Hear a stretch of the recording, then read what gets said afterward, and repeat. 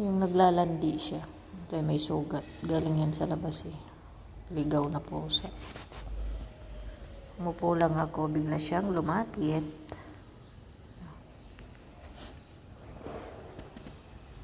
At tumabi lang siya sa akin.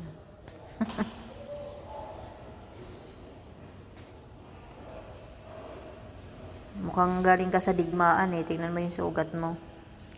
Ha? Saan ka ba galing? Saan ka galing ha? Ba't ka pumasok dito? Aray ko. Naglalandi siya. Mainit ba sa labas, ha? Nandito ka eh. Malamig kasi dito. Malamig.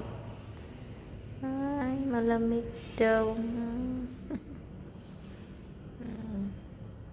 Mainit kasi sa labas eh. Kaya siguro siya pumasok.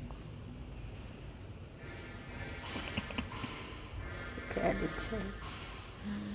Hipo lang naman. O, ganyan lang, o. Kiliti ka, o. Aray ko, aray ko, aray ko, aray ko, aray ko. Pumimas ka.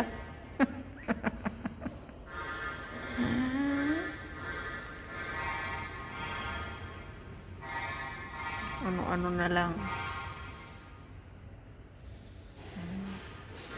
Saan ka ba galing, ha? Himing? Gagaling?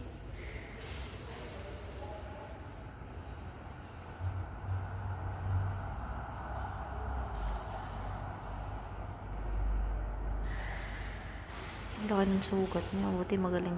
Medyo tuyot na.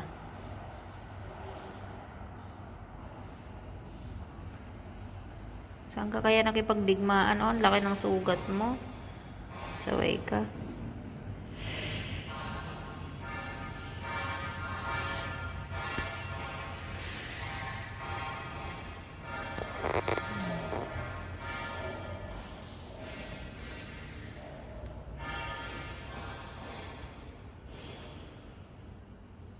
Gusto niya siguro kasi malamig.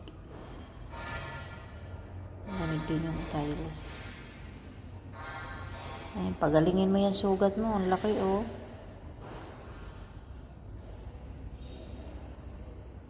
Sa sugat ba yan sa pagkikipag-away mo? O mayroon na namang masyadong mapanakit sa katulad yung pusa. Ibang tao talaga. Hindi nabubuo yung araw kung hindi nakakapanakit. Hindi naman sila inaano.